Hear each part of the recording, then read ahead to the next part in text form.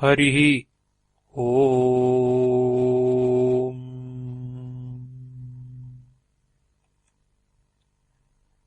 Avadhuta Gita, Chapter 1. Dattatreya Avadhuta says, through the grace of God alone, the desire for non-duality arises in wise men to save them from great fear. How shall I salute the formless being, indivisible, auspicious, and immutable, who fills all this with his self, and also fills the self with his self?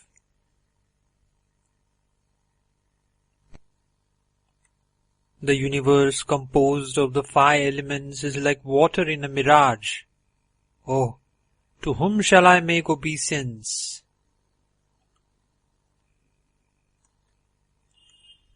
I, who am one and taintless. All is verily the absolute self. Distinction and non-distinction do not exist. How can I say it exists, it does not exist? I am filled with wonder. The essence and the whole of Vedanta is this knowledge, this supreme knowledge, that I am by nature the formless, all-pervasive self. There is no doubt that I am that God who is the self of all, pure, indivisible, like the sky, naturally stainless. I indeed am immutable and infinite, of the form of pure intelligence. I have no mental activity, good or bad. I have no bodily function, good or bad. I have no verbal action, good or bad. I am the nectar of knowledge beyond the senses, pure. The mind indeed is of the form of space. The mind indeed is omnifacet. The mind is past. The mind is all. But in reality, there is no mind. I, the one only, am all this, beyond space and continuous. How can I see the self as visible or hidden? Thus you are one. Why then do you not understand that you are the unchangeable one, equally perceived in all? O Mighty One, how can you, who are ever shining, unrestricted, think of day and night? Know the self always to be everywhere, one and unintercepted. I am the meditator and the highest object of meditation. Why do you divide the indivisible? You are not born, nor do you die. At no time do you have a body.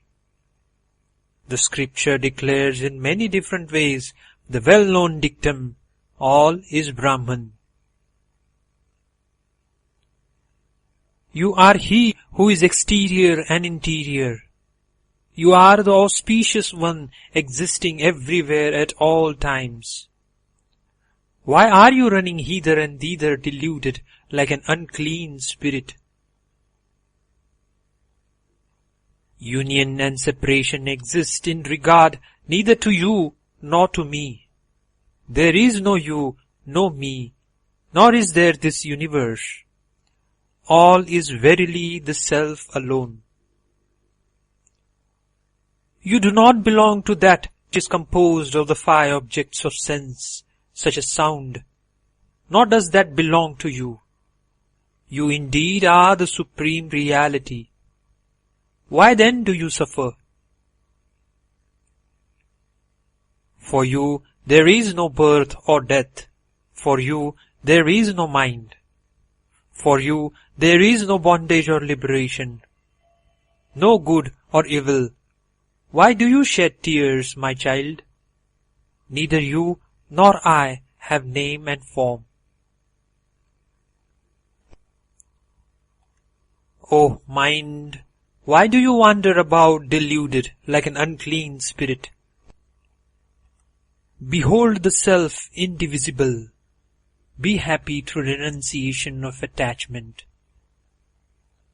You verily are truth, devoid of change, motionless, one, of the nature of freedom. You have neither attachment nor aversion. Why do you suffer, seeking the objects of desires? All the scriptures say that the truth is without attributes, pure, immutable, bodiless, and existing equally everywhere. Know me to be that. Know that which has form to be false, that which is formless to be eternal. Through the instruction of this truth, there is no longer rebirth into this world. Sages say that reality is one only and the same, and through renunciation of attachment, the mind, which is one and many, ceases to exist. If it is of the nature of the not-self, how can there be samadhi? If it is of the nature of the self, how can there be samadhi? If it is both is and is not, how can there be samadhi?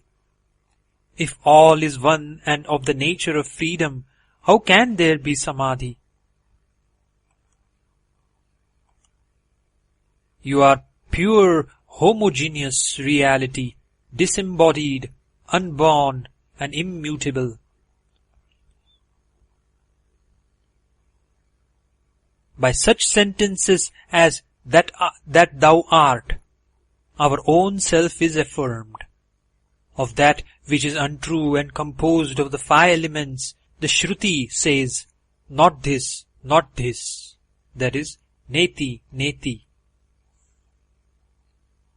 As the self is filled by the self, so is all filled continuously by you. There is no meditator or meditation. Why does your mind meditate shamelessly? I do not know the Supreme. How shall I speak of Him? I do not know the Supreme. How shall I worship Him? If I am the Supreme One, who is the highest truth, who is homogeneous being and like unto space, how then shall I speak of Him and worship Him? The principle of ego is not the truth, which is homogeneous, which is free from the cause of superimposition and distinctions of perceived and perceiver. How can the ego be that which is aware of itself? There is no substance whatever which is by nature unlimited. There is no substance whatever which is of the nature of reality. The very self is the supreme truth. There is neither injury nor non-injury in it. You are the homogeneous reality. You are pure, bodiless, birthless, and imperishable. Why then do you have any delusion about the self? Again, why am I myself deluded?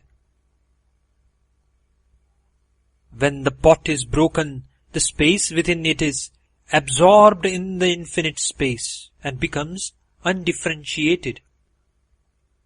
There is no pot, there is no pot's interior space. Neither is there any individual soul, nor the form of an individual soul. Know the absolute Brahman, devoid of knowable and knower. Know me to be that self which is everything and everywhere, at all times, the one who is eternal, steady, the all, the non-existent, and the existent. Have no doubt.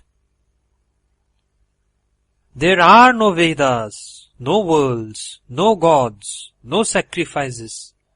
There is certainly no caste, no stage in life, no family, no birth. There is neither the path of smoke nor the path of light. There is only the highest truth, the homogeneous Brahman. If you are free of the pervaded and pervader, if you are one and fulfilled, how can you think of yourself as directly perceptible by the senses or beyond the range of the senses?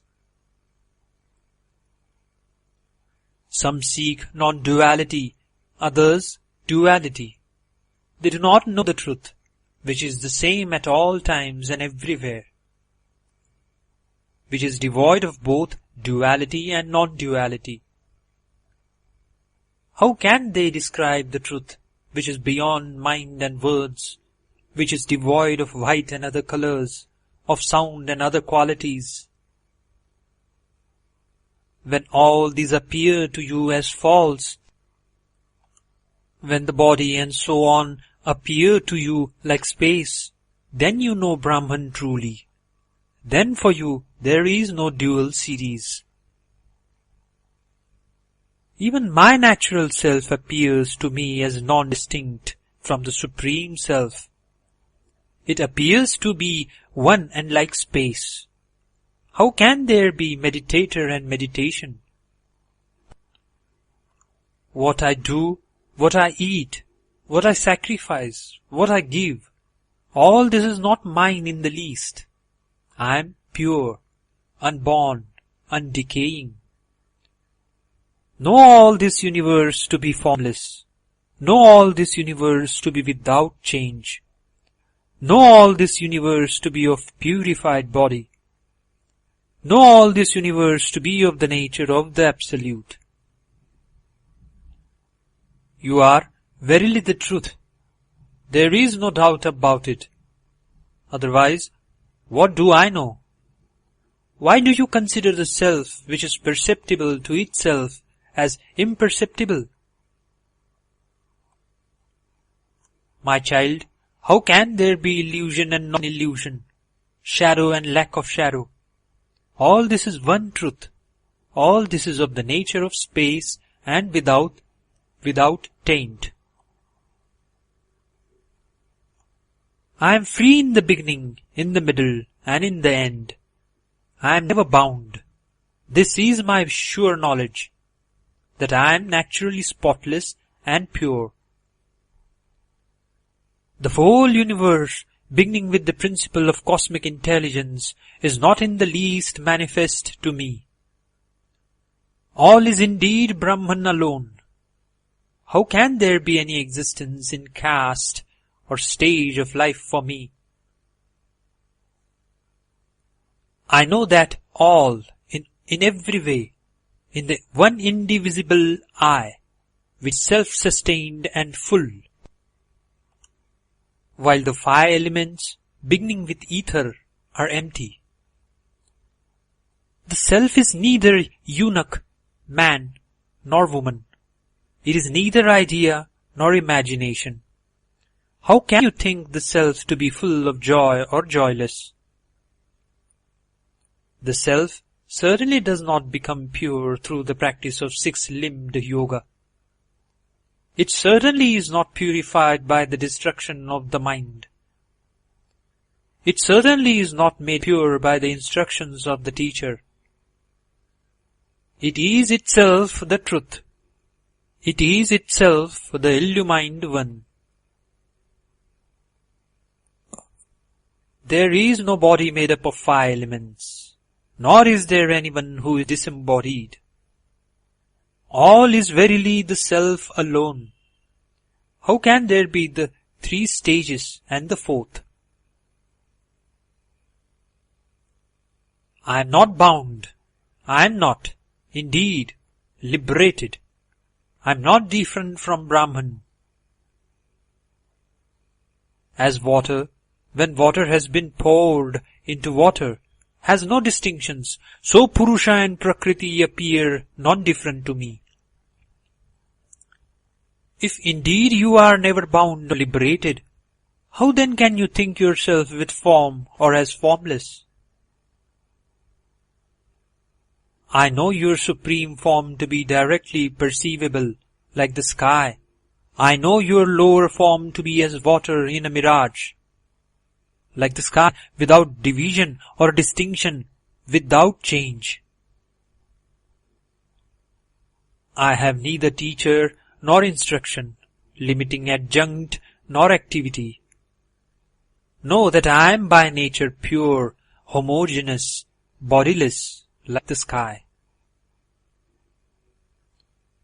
You are pure, you are without a body.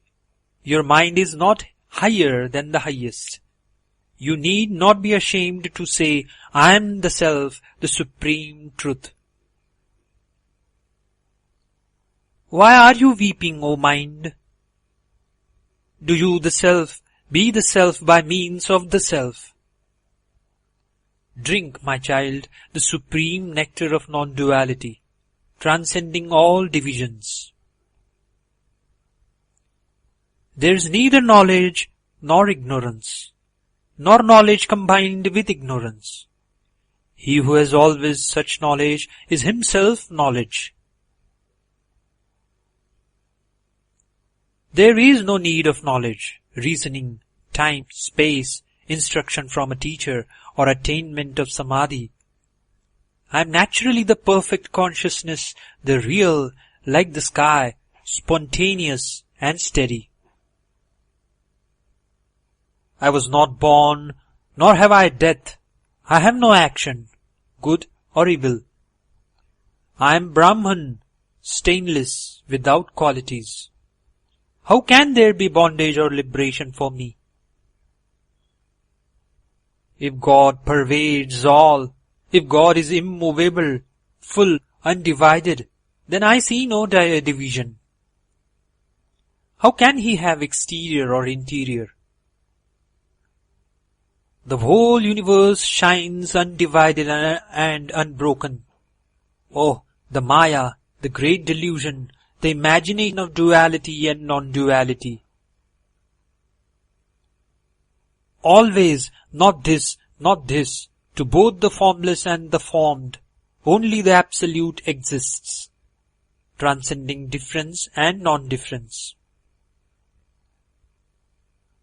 You have no mother, no father, no wife, no son, no relative, no friend.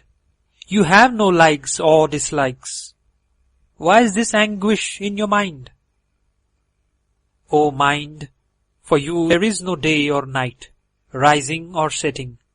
How can the wise imagine an embodied state for the bodiless? The Self is neither divided nor undivided, nor has its sadness, happiness, and the like. Nor is it all or less than all. Know the Self to be immutable. I am not the doer or enjoyer. Work have I none, nor or formerly. I have no body, nor am I bodiless. How can I have or not have a sense of myness? I have no fault such as passion and the like, nor have I any sorrow arising from the body. Know me to be the One Self, vast and like the sky. Friend mind, of what use is much vain talk? Friend mind, all this is mere conjecture. I have told you that which is the essence. You indeed are the truth, like the sky. In whatever place yogis die, in whatever state, there they dissolve as the space of a jar dissolves into the sky.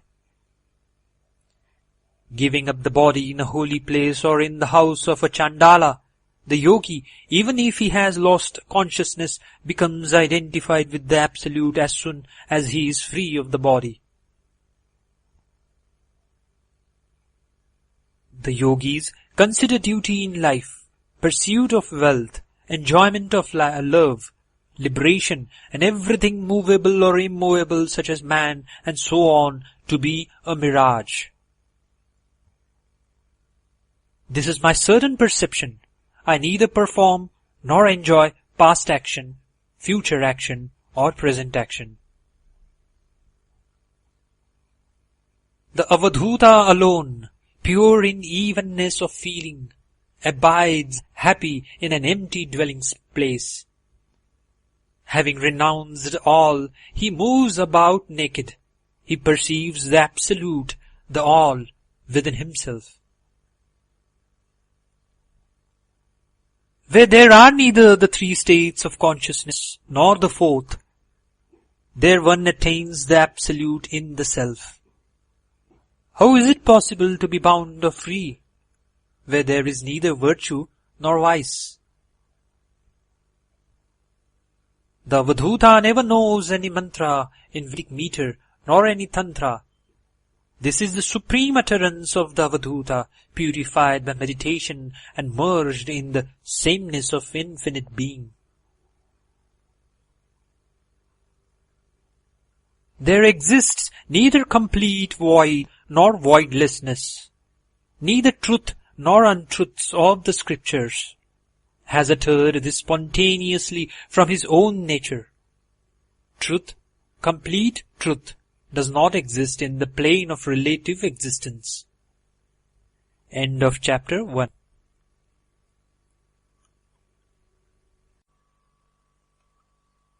Avadhuta Gita, chapter 2.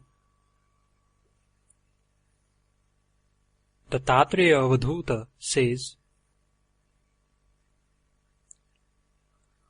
of the teacher, even if he be young, illiterate, or addicted to the enjoyment of sense objects, even if he be a servant or a householder, none of these should be considered. Does anyone shun a gem that has fallen in an impure place?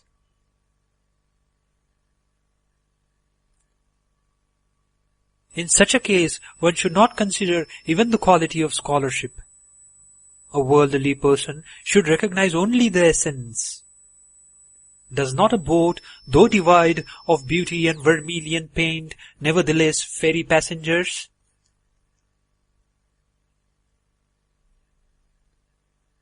The unmoving one, who without effort possesses all that is movable and immovable, is consciousness, naturally calm like the sky.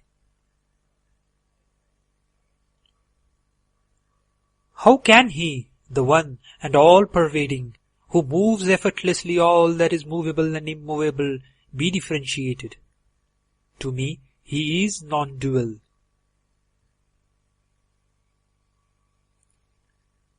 I am verily supreme since I am the Absolute, more essential than all essences, since I am free from birth and death, calm and undifferentiated. Thus I, free from all components, am worshipped by the gods. But being full and perfect, I do not recognize any distinctions such as gods and the like. Ignorance does not create any doubt. What shall I do, being endowed with modifications of the mind? They rise and dissolve like bubbles in water. Thus am I ever pervading all existence, beginning with cosmic intelligence, pervading soft, hard, sweet, and pungent substances. As pungency, coldness, or softness is not different from water, so Prakriti is not different from Purusha. Thus it appears to me.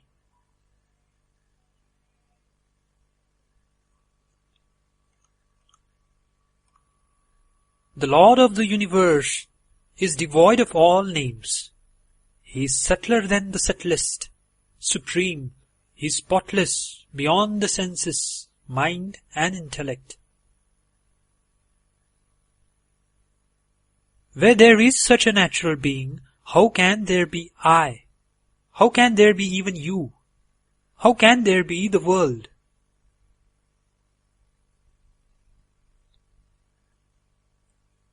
That which has been described as being like ether is indeed like ether. That is consciousness, blameless, omniscient, and perfect. It does not move about on the earth or dwell in fire. It is not blown by the wind or covered by water. Space is pervaded by it, but it is not pervaded by anything. It is existing within and without. It is undivided and continuous.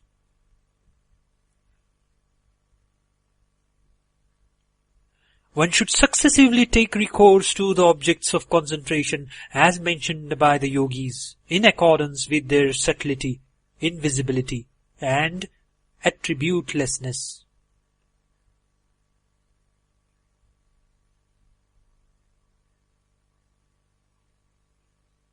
When through constant practice of one's concentration becomes objectless, then, being divested of merits and demerits, one attains the state of complete dissolution in the Absolute through the dissolution of object of concentration, but not before them.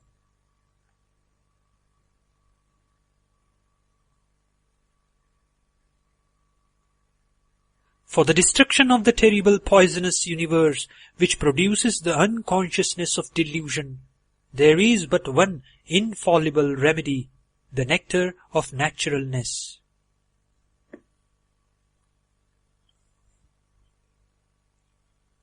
That which has form is visible to the eye, while the formless is perceived mentally. That is the self, being beyond existence and non-existence, is called intermediate.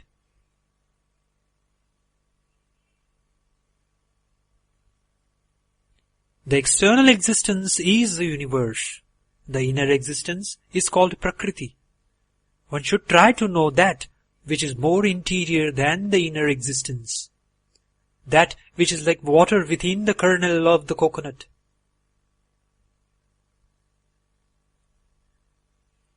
Illusory knowledge relates to what is outside, correct knowledge to what is inside.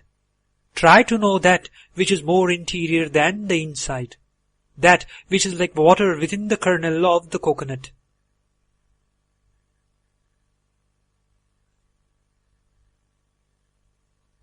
There is only one very clear moon on the full moon night. One should perceive that is the self. Like the moon, seeing duality is perversion.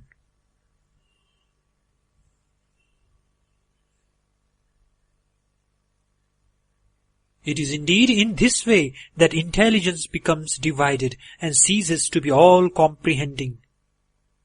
A giver attains to wisdom and is sung with millions of names.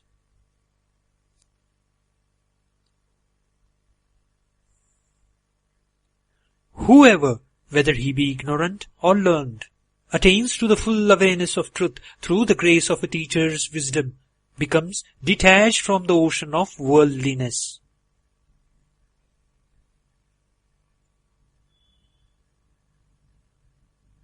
He who is free from attachment and hatred, devoted to the good of all beings, fixed in knowledge and steady, shall attain to the supreme state.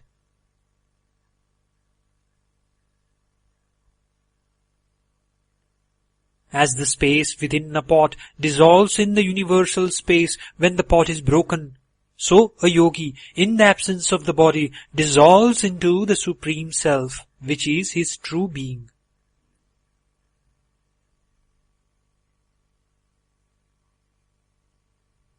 It has been said that the destiny of those devoted to action is the same as their thought at the end. But it has not been said that the destiny of those established in yoga is the same as their thought at the end.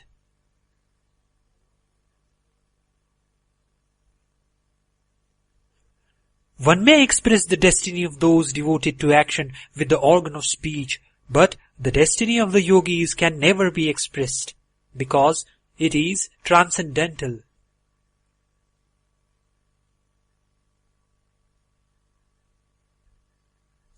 Knowing this, One never says that the yogis have any particular path. For them, it is the giving of all duality. The supreme attainment comes of itself.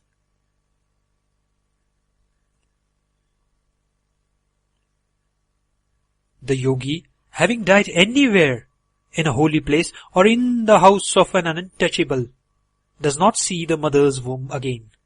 He is dissolved in the supreme Brahman.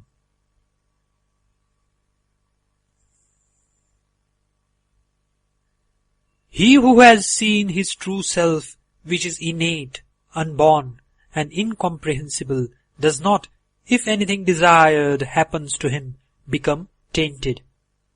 Being free from taint, he never performs any action. The man of self-restraint or the ascetic, therefore, is never bound.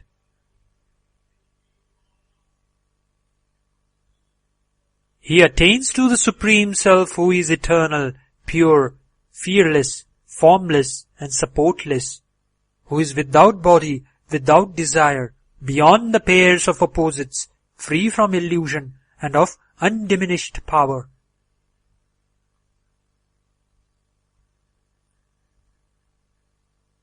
He attains to the Supreme Eternal Self in whom exists no Veda, no initiation, no tonsure, no teacher, no disciple, no perfection of symbolic figures, no hand postures or anything else.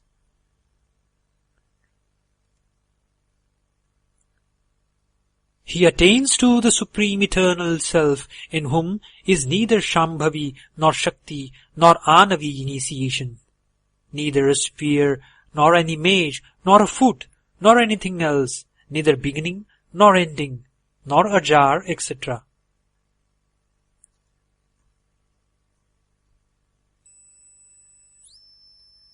He attains to the Supreme Eternal Self, from whose essence the universe of immovable and immovable objects is born, in whom it rests, and into whom it dissolves, even as foam and bubbles are born of the transformation of water.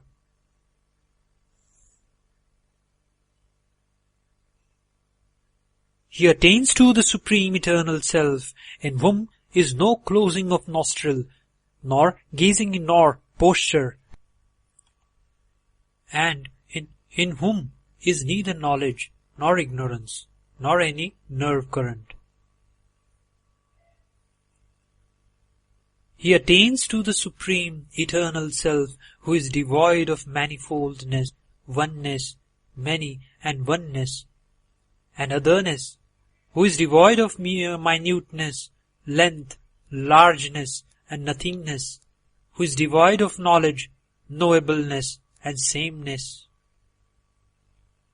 He attains the Supreme Eternal Self whether he has perfect self-control or not, whether he has withdrawn his senses well or not, whether he has gone beyond activity or is active. He attains the Supreme Eternal Self who is not mind, intelligence, body, senses, or egoism, who is neither the subtle elements, nor the five gross elements, nor of the nature of space.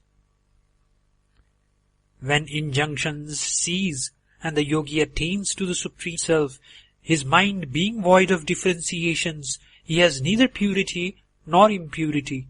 His contemplation is without distinguishing attributes, and even what is usually prohibited is permissible to him. Where mind and speech can utter nothing, how can there be instruction by a teacher? To the teacher, ever united with Brahman, who has said these words, the homogeneous truth shines out.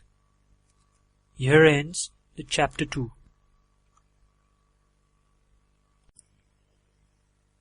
Avadhuta Gita, Chapter 3. Dattatreya Avadhuta says, the distinction of quality and absence of quality does not exist in the least. How shall I worship Shiva, the Absolute, who is devoid of attachment and detachment, who is of the form of ether, omniform, beyond illusion and all-pervading? Shiva, that is the Absolute, is ever without white and other colors. This effect and cause are also the Supreme Shiva. I am thus the pure Shiva, devoid of all doubt.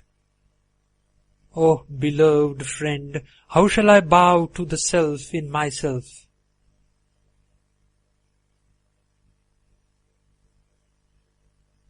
I am devoid of root and rootlessness, and am ever manifest. I am devoid of smoke and smokelessness, and am ever manifest. I am devoid of light and the absence of light, and am ever manifest. I am the nectar of knowledge, homogeneous existence like the sky. How shall I speak of desirelessness and desire? What shall I speak of non-attachment and attachment? How shall I speak of Him as devoid of substance and insubstantiality? I am the nectar of knowledge, homogeneous existence like the sky. How shall I speak of the whole, which is non-dual? How shall I speak of the whole, which is of the nature of duality? How shall I speak of the whole, which is eternal and non-eternal? I am the nectar of knowledge, homogeneous existence like the sky. It is neither gross nor subtle. It has neither come nor gone. It is without beginning, middle, and end. It is neither high nor low. I am truly declaring the highest reality.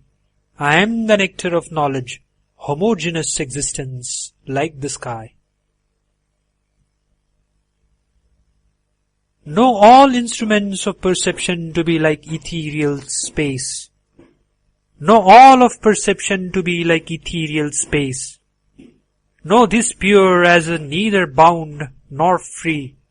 I am the nectar of knowledge, homogeneous existence like the sky. My child, I am not difficult to comprehend, nor am I hidden in consciousness. My child, I am not difficult to perceive, nor am I hidden in the perceptible. My child, I am not hidden in the forms immediately near me. I am the nectar of knowledge, homogeneous existence like the sky. I am the fire that burns the karma of one who is beyond all karma. I am the fire that burns the sorrow of one beyond all sorrow. I am devoid of body. I am the nectar of knowledge, homogeneous existence like the sky. I am the fire that burns the sin of one who is sinless. I am the fire that burns the attributes of one who is without attributes. I am the fire that burns the bondage of one who is without bondage. I am the nectar of knowledge, homogeneous existence like the sky. My child, I am devoid of non-existence and of existence. My child, I am not devoid of unity and the absence of unity. My child, I am not devoid of mind and absence of mind. I am the nectar of knowledge, homogeneous existence like the sky. It is not my ignorance that the one beyond illusion seems to be positioned in illusion. It is not my ignorance that the griefless one appears to be positioned in grief. It is not my ignorance that the greedless one appears to be positioned in greed.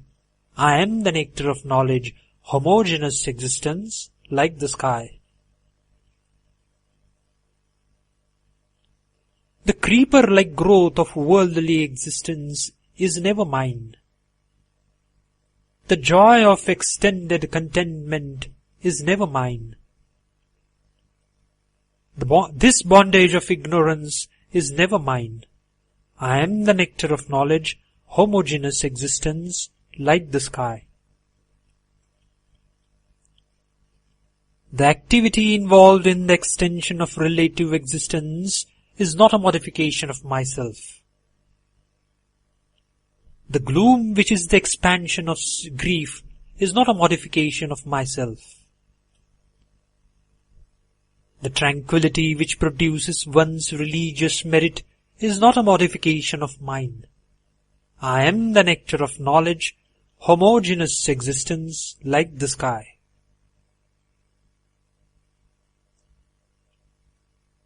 I have never any action which is the cause of regret and misery. Mine is never a mind which is the product of misery. Since egoism never is mine, I am the nectar of knowledge, homogeneous existence, like the sky. I am the death of the moment of the unmoving one. I am neither decision nor indecision. I am the death of sleep and wakefulness. I am neither good nor evil, neither moving nor unmoving. I am neither substance nor insubstantial. I am the nectar of knowledge, homogeneous existence, like the sky. This self, knowable nor the instrument of knowing, it is neither reason nor the one to be reasoned about. It is beyond the reach of words. It is neither mind nor intelligence. How can I speak this truth to you? I am the nectar of knowledge, homogeneous existence, like the sky. The supreme reality is devoid of the undivided and the divided. The supreme truth is in no way within or without. It is beyond causation. It is not attached, nor is it any substance. I am the nectar of knowledge, homogeneous existence, like the sky.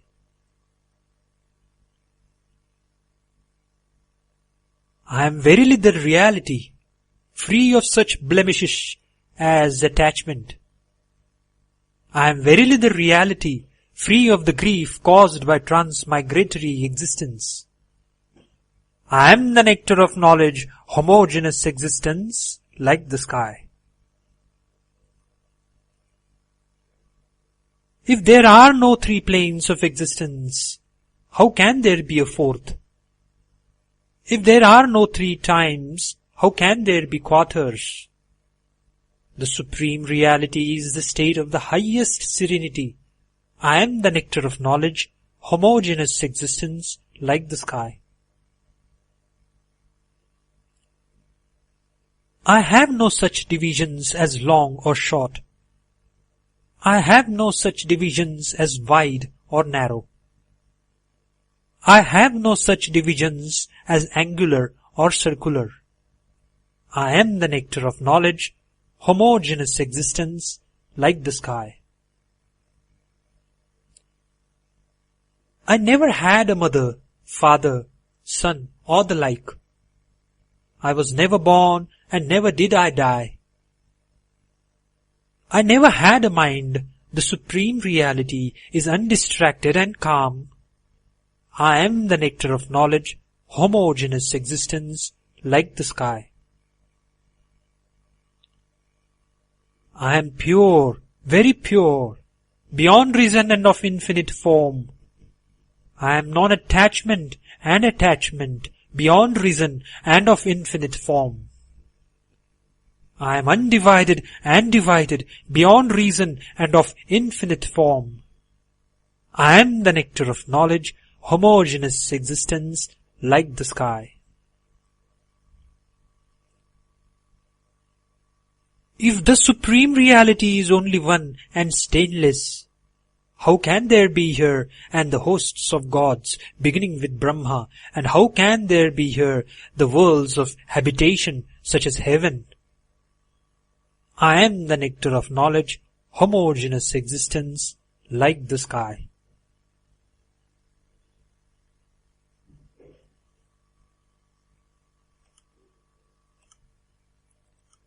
How shall I, the pure one, the not this, and yet the not this, speak? How shall I, the pure one, the endless and the end, speak? How shall I, the pure one, attributeless and attribute, speak? I am the nectar of knowledge, homogeneous existence, like the sky. I ever perform the supreme action which is non-action. I am supreme joy, devoid of attachment and detachment. I am everlasting joy, devoid of body and absence of body. I am the nectar of knowledge, homogeneous existence, like the sky. The creation of the illusory universe is not my modification. The creation of deceit and arrogance is not my modification. The creation of truth and falsehood is not my modification. I am the nectar of knowledge, homogeneous existence, like the sky. I am devoid of time, such as twilight. I have no disjunction. I am devoid of interiorness and awakening. I am neither deaf nor mute. I am thus devoid of illusion. I am not made pure by moods of mind. I am the nectar of knowledge, homogeneous existence, like the sky. I am without a master and the absence of a master. I am unperturbed. I have transcended mind and absence of mind. I am unperturbed. Know me as unperturbed and transcendent of all. I am the nectar of knowledge, homogeneous existence, like the sky. How shall I say that this is a forest or a temple? How shall I say that this is proved or doubtful? It is thus uninterrupted, homogeneous, calm existence. I am the nectar of knowledge, homogeneous existence, like the sky. The self, devoid of life and lifelessness, shines forever. Devoid of seed and seedlessness, of liberation and bondage, it shines forever. I am the nectar of knowledge, homogeneous existence, like the sky. It shines forever, devoid of birth, mundane existence and death. I am the nectar of knowledge, homogeneous existence, like the sky. Thou hast no name and form, even to the extent of illusion, nor any substance, differentiated or undifferentiated. Why dost thou grieve, O thou shameless mind? I am the nectar of knowledge, homogeneous existence, like the sky.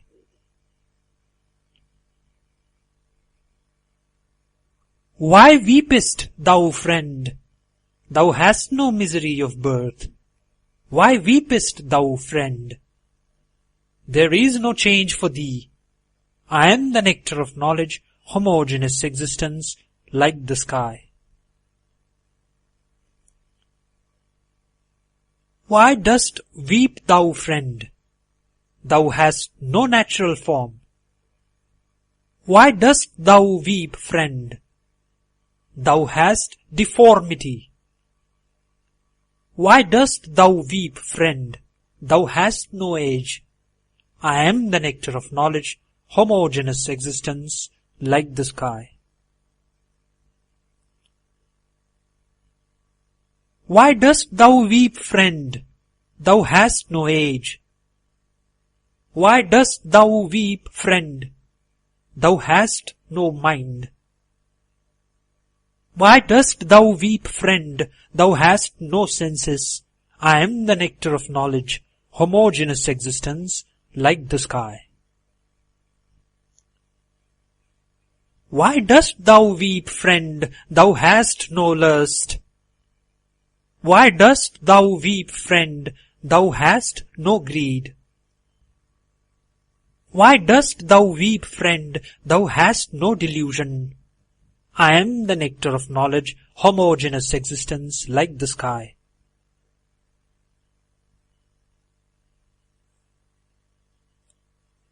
Why dost thou desire affluence? Thou hast no wealth. Why dost thou desire affluence? Thou hast no wife. Why dost thou desire affluence? Thou hast none that is thine own. I am the nectar of knowledge, homogeneous existence like the sky. Birth in this universe of false appearances is neither thine nor mine. This shameless mind appears differentiated. This devoid of difference and non-difference is neither mine nor thine. I am the nectar of knowledge, homogeneous existence like the sky. Thou hast not the nature of non-attachment in the slightest, nor hast thou in the slightest the nature of attachment. Thou hast not even the slightest nature of desire. I am the nectar of knowledge, homogeneous existence like the sky.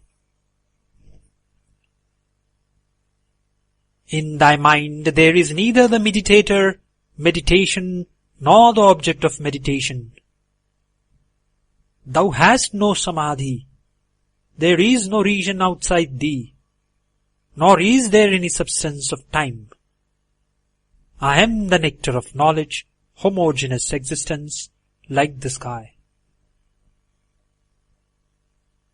I have told thee all that is essential. There is neither thou nor anything for me, or for a great one, nor is there any teacher or disciple. The supreme reality is natural and exists in its own way. I am the nectar of knowledge, homogeneous existence like the sky. If I, the supreme of the nature of the sky, alone exist, how can there be here the supreme truth, which is blissful reality? How can there be here the supreme truth, which is not of the nature of bliss? And how can there be here the supreme truth of the nature of knowledge and intuition?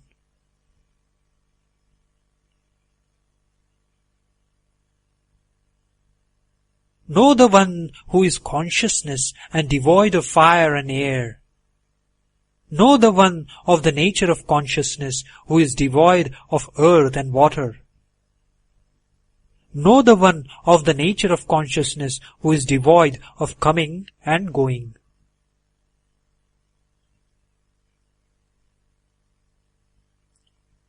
I am neither of the nature of the void, nor of the nature of non-void.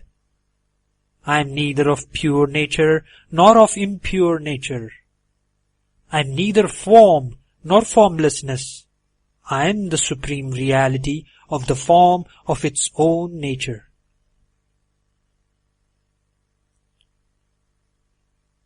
Renounce the world in every way.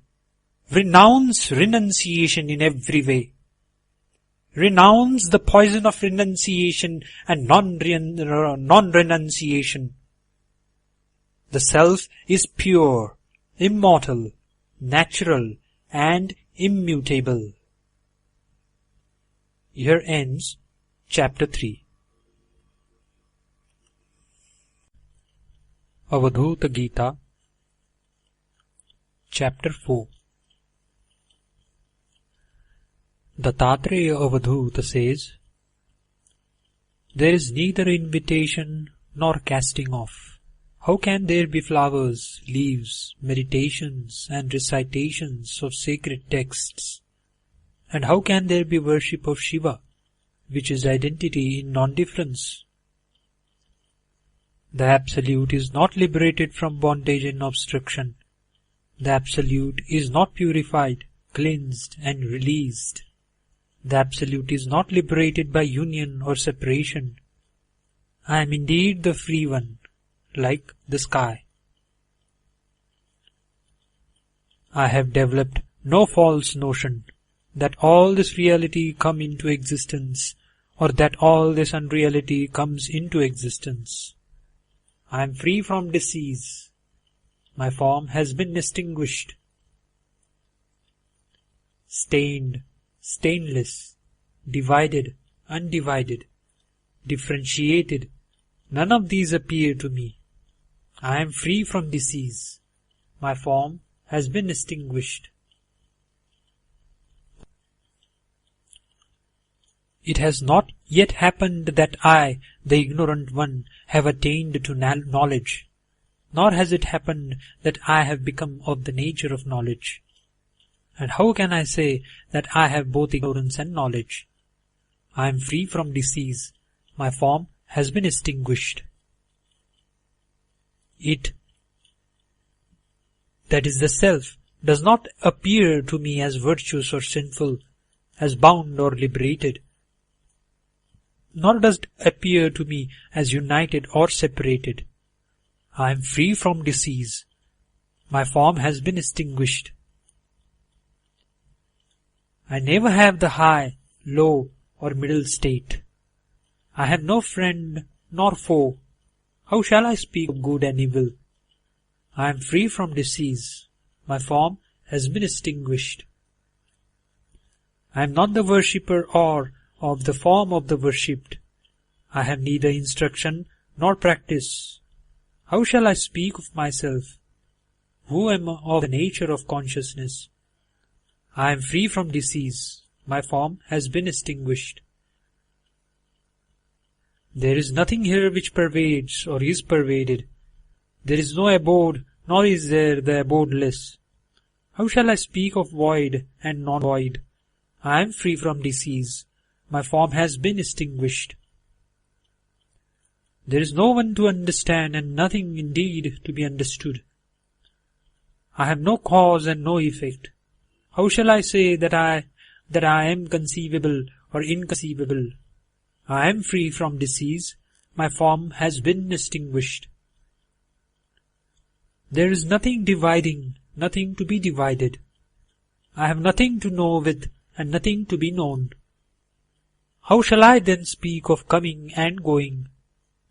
I am free from disease. My form has been extinguished. I have no body or bodilessness, nor have I intelligence, mind, or senses. How shall I speak of attachment and detachment? I am free from disease. My form has been extinguished. The self is not separate or high, and it has not disappeared even to the extent of illusion. Friend, how can I speak of it as identical or different? I am free from disease. My form has been extinguished.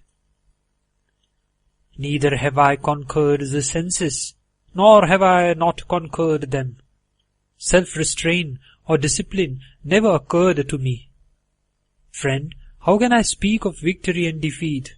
I am free from disease. My form has been extinguished. Never have I form or absence of form.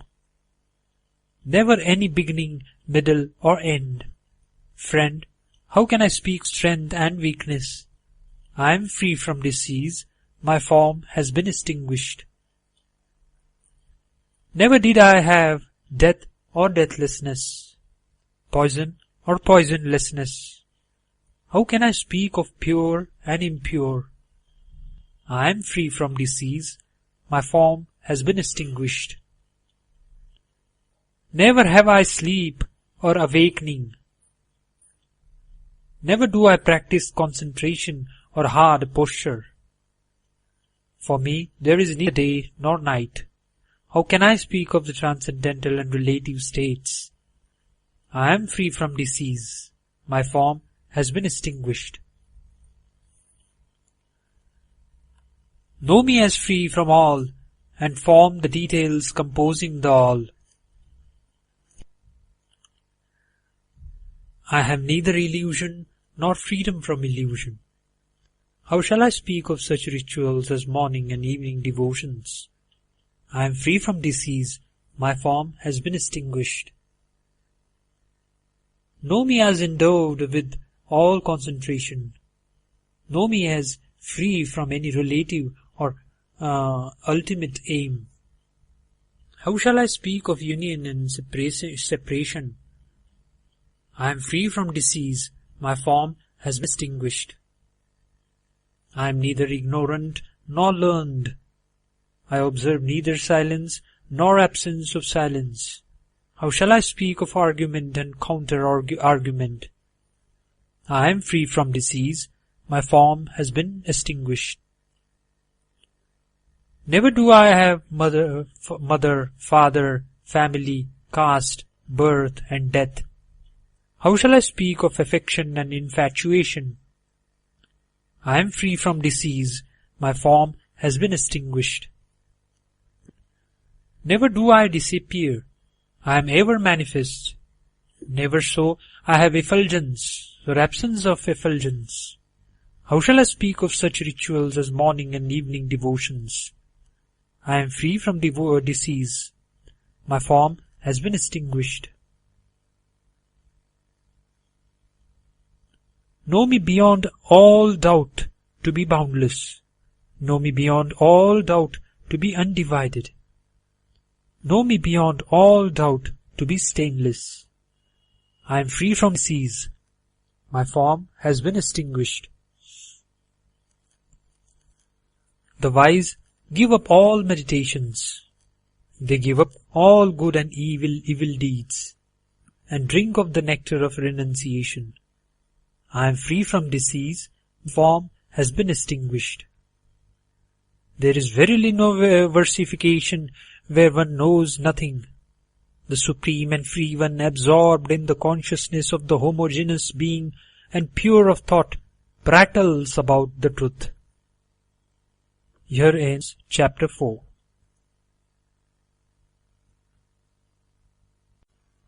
Avadhuta Gita, chapter 5. Dattatreya Avadhuta says, the word Om is like the sky. It is not the discernment of the sense of high or low. How can there be enunciation of the point of the word Om, which annuls the manifestation of the unmanifest? The Shrutis, such as that thou art, prove to thee thou art indeed that, devoid of adjuncts and the same in all. Why dost thou, who art the identity in all, grieve in thy heart? If thou art identity in all, if thou art devoid of above and below, within and without, and of even the sense of unity, then why dost thou, who art the identity in all, grieve in thy heart? There is no discrimination of rules and precepts. There is no cause or effect. That which is the identity in all is without words and the collection of words. Why dost thou, who art the identity in all, grieve in thy heart? There is no knowledge or ignorance, and no practice of concentration. There is no space and the absence of space, and no practice of concentration. Why dost thou, who art the identity in all, grieve in thy heart? There is no pot, no individual body or individual. There is no distinction of cause and effect. Why dost thou, who art the identity in all, grieve in thy heart? There is only the state of freedom, which is the all and undifferentiated, which is devoid of the distinction of short and long, of round and angular. Why dost thou, who art the identity in all, grieve in thy heart? Here is the only one, without void and absence of void, without purity and impurity, without the whole and the part. Why dost thou, who art the identity in all, grieve in thy heart? There is no distinction of the different and the non-different. There is no distinction of within and without, or the junction of the two. It is the same in all, devoid of friend and foe. Why dost thou, who art the identity in all, grieve in thy heart? It is not of the nature of disciple or non-disciple, nor it is the discernment of the difference between the living and the non-living. There is only the state of freedom, the all, the undifferentiated. Why dost thou, who art the identity in all, grieve in thy heart? It is without form and formlessness. It is without difference and non-difference. It is without manifestation and evolution.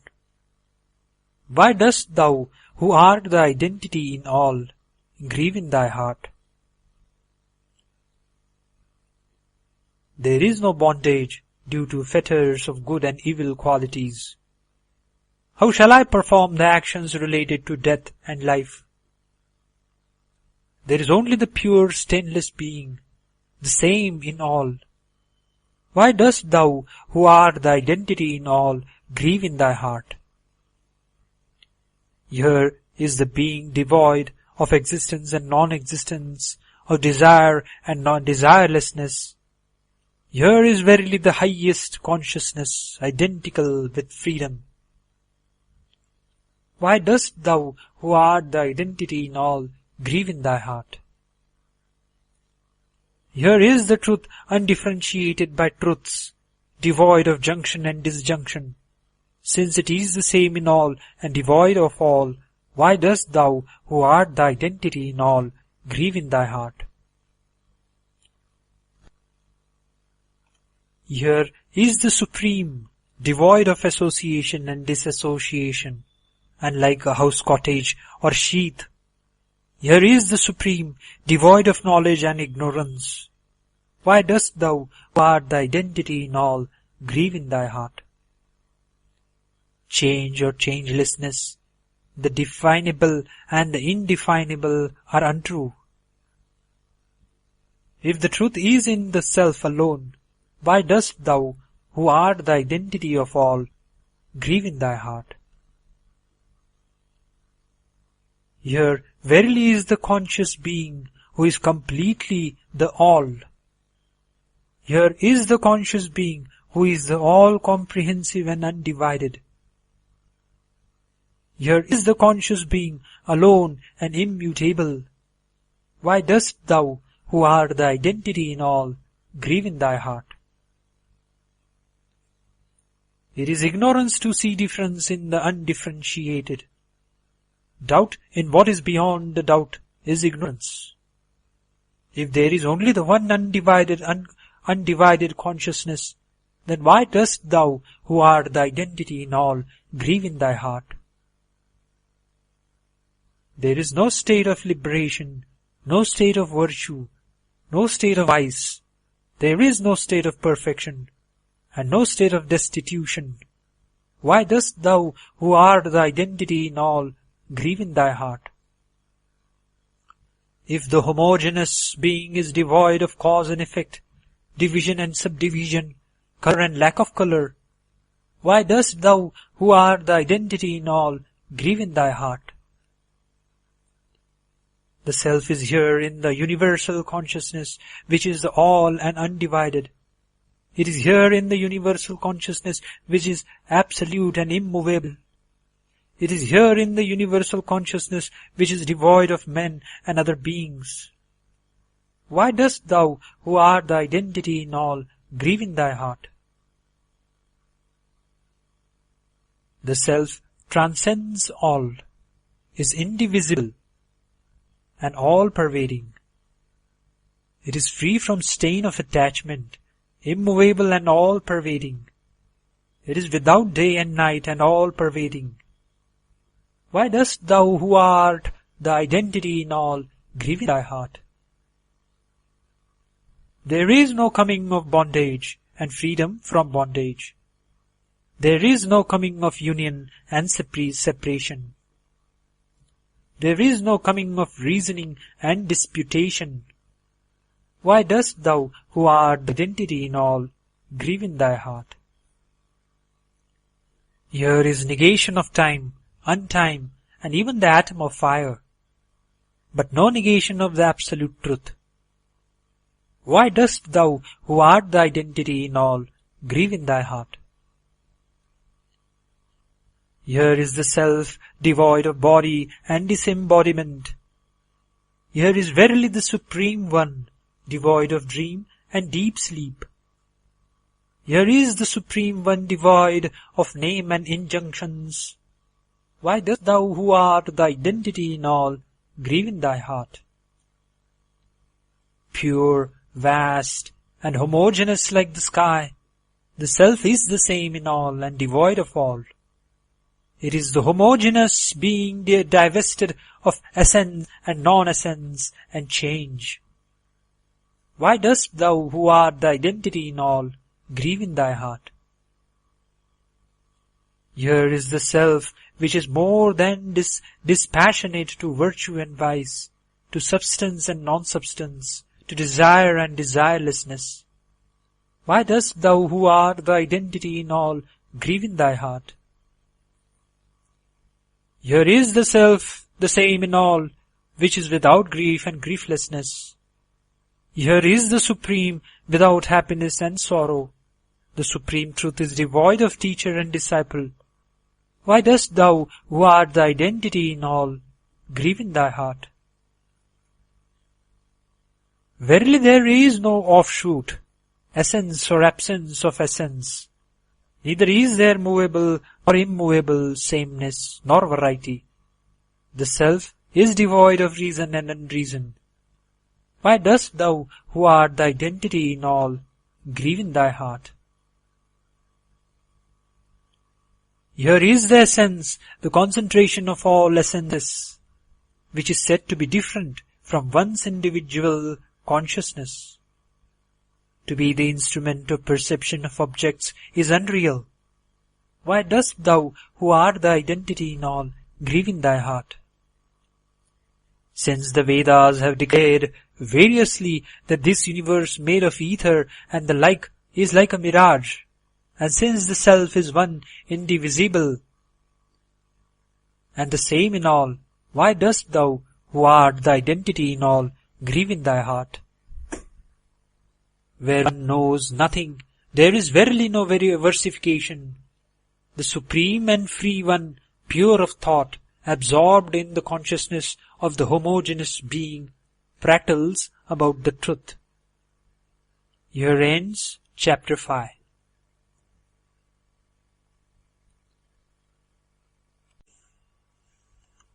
Shri Avadhuta Gita, Chapter 6.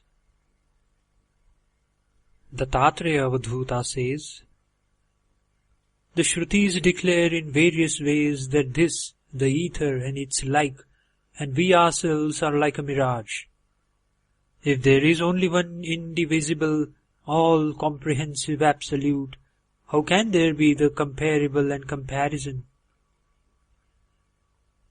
The Supreme is without divisibility and indivisibility. The Supreme is without activity and changeability. If there is only one indivisible, all-comprehensive absolute, how can there be worship? How can there be austerity? The mind is verily supreme, undivided, all-pervasive, and devoid of largeness and smallness. The mind is indeed the indivisible, all-comprehensive absolute. How can we do anything with the mind and speech?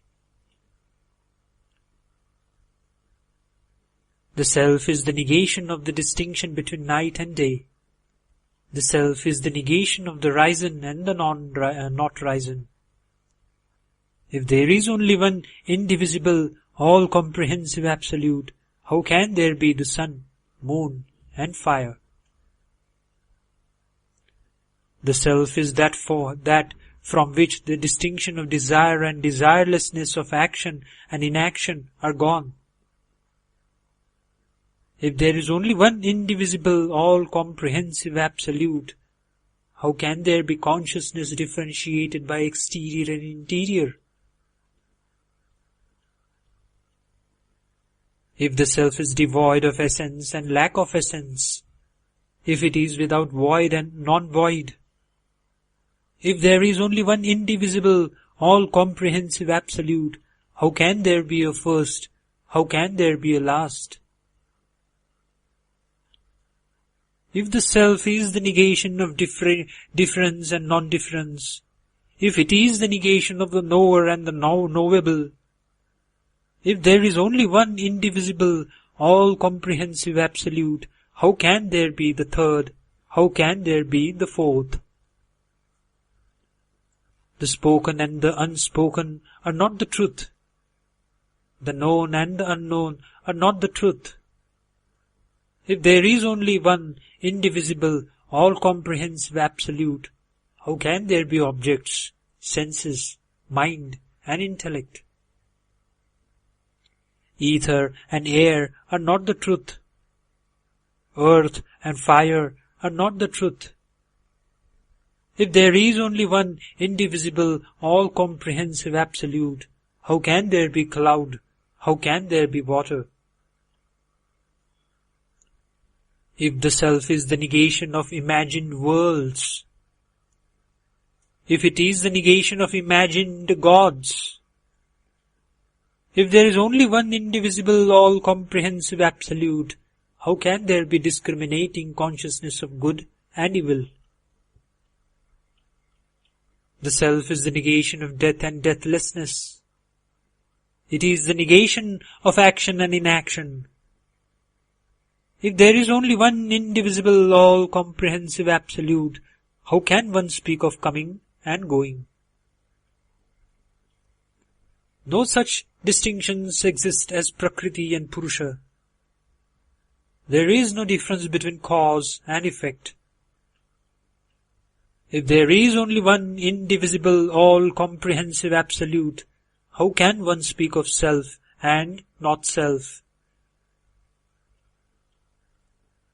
There is no coming of the third kind of misery or the second kind of misery due to the gunas.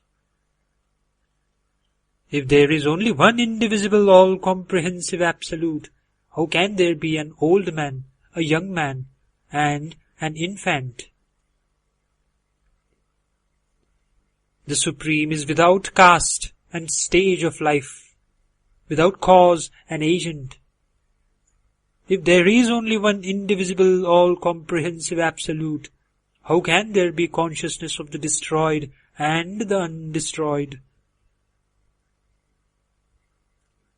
The destroyed and the undestroyed are both false. The born and the unborn are both false. If there is only one indivisible, all-comprehensive absolute, how can there be the perishable and the imperishable? The self is the annihilation of the masculine and the non-masculine. It is the annihilation of the feminine and the non-feminine. If there is only one indivisible, all-comprehensive absolute, how can there be consciousness of joy and lack of joy? If the Supreme is free of delusion and sorrow, doubt and grief, if there is only one indivisible, all-comprehensive absolute, how can there be I and mine? The Supreme is the destruction of virtue and vice. It is the destruction of bondage and freedom. If there is only one indivisible, all-comprehensive absolute, how can there be here any consciousness of sorrow and the absence of sorrow? No distinction of sacrificer and sacrifice exists. No distinction of fire and ingredients exists. If there is only one indivisible, all-comprehensive Absolute, how can there be any fruits of work? The Self is verily free from sorrow and absence of sorrow. The Self is free from pride and the absence of pride. If there is only one indivisible, all-comprehensive Absolute, how can there be consciousness of attachment and non-attachment?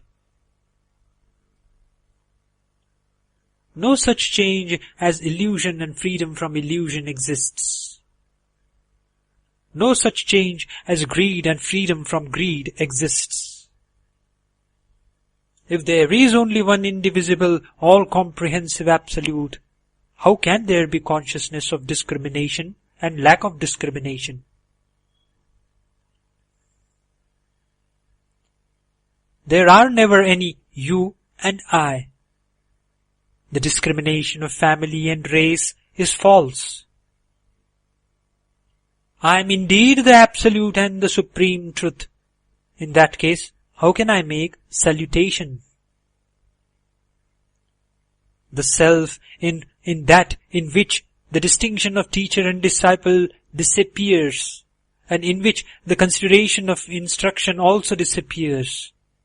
I am indeed the Absolute and the Supreme Truth. In that case, how can I make salutation? There is no imagined division of bodies. There is no imagined division of worlds.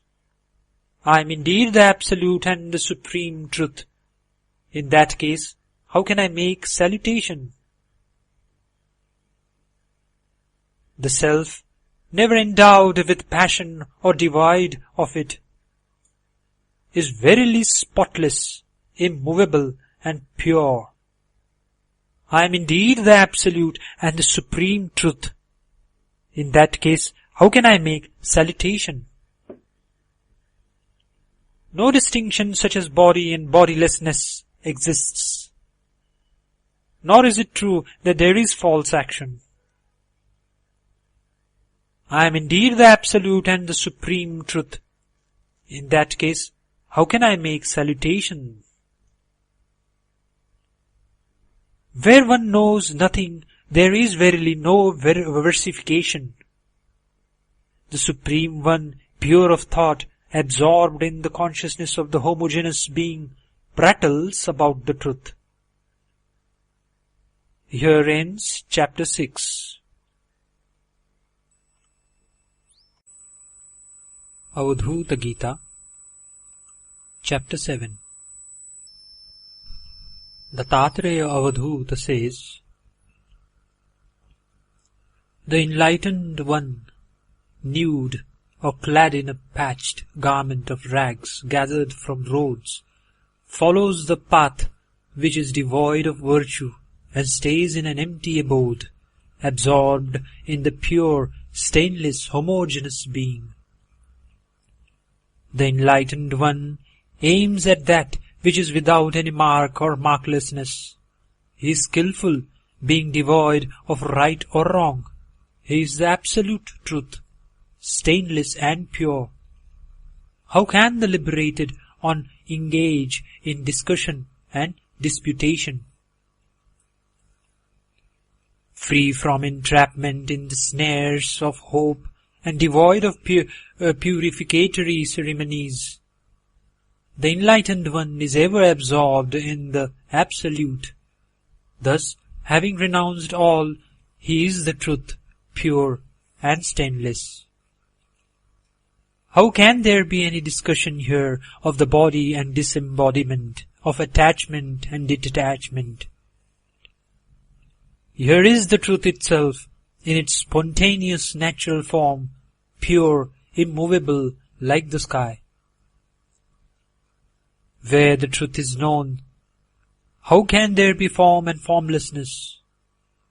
Where there is the Supreme, whose form is like the sky, how is perception of any object possible? The Supreme Self is indivisible, of the form of the sky. It is the truth, pure and stainless. Thus, how can there be here difference and non-difference, bondage and freedom from bondage, transformation and division? Here is only the absolute truth, indivisible and the all.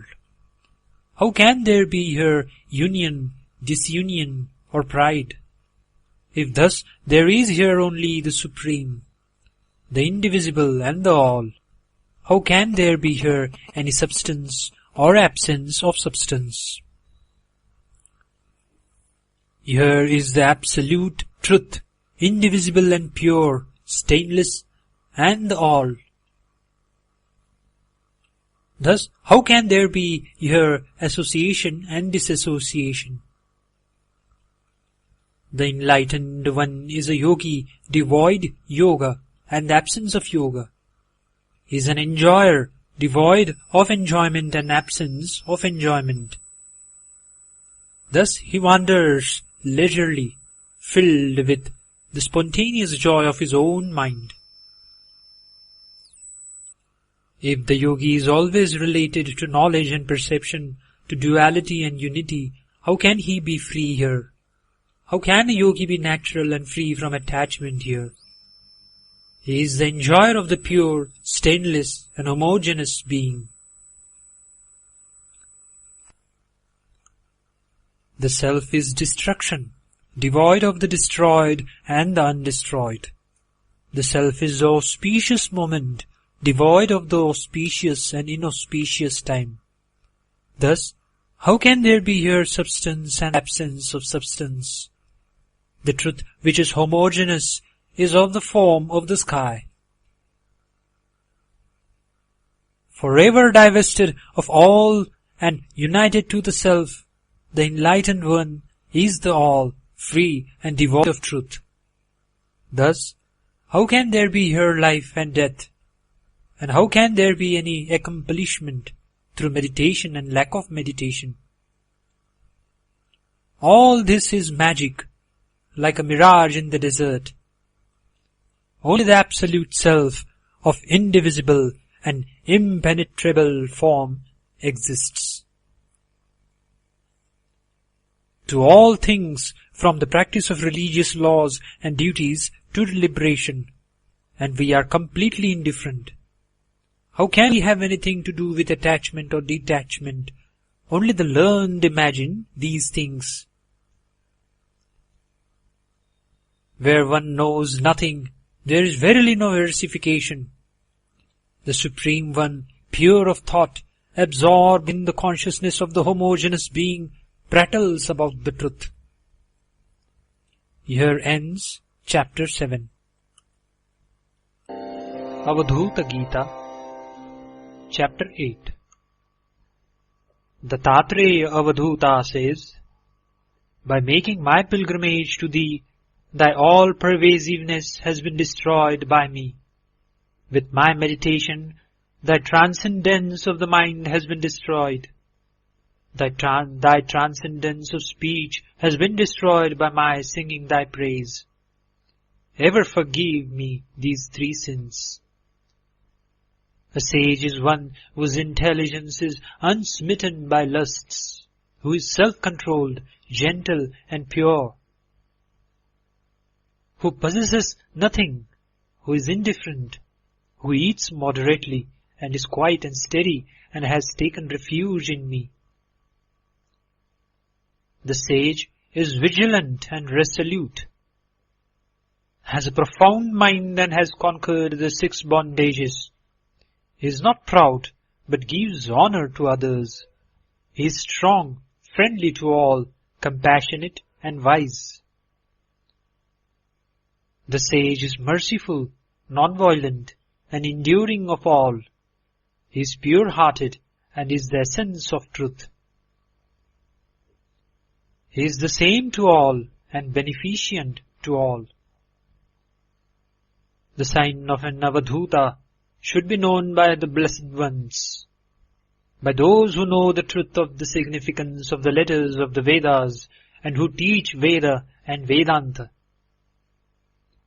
The significance of the letter A is that the Avadhuta is free from the bondage of hopes, is pure in the beginning, middle and end, and dwells ever in joy. The syllable Va is indicative of him by whom all desires have been renounced, whose speech is wholesome and who dwells in the present. The syllable Dhu is a sign of him whose limbs are grey with dust, whose mind is purified, who is free from all diseases, and who is released from the practice of concentration and meditation. The syllable Ta is significant of him by whom the thought of truth has been made steady, who is devoid of all thoughts and efforts, and who is free from ignorance and egoism. This Gita or song is composed by Dattatreya Avadhuta, who is the embodiment of bliss. Whosoever reads or hears it has never any rebirth. One who has realized the self is never reborn. Om Tat Sat. Here ends Chapter 8 of Avadhuta Gita.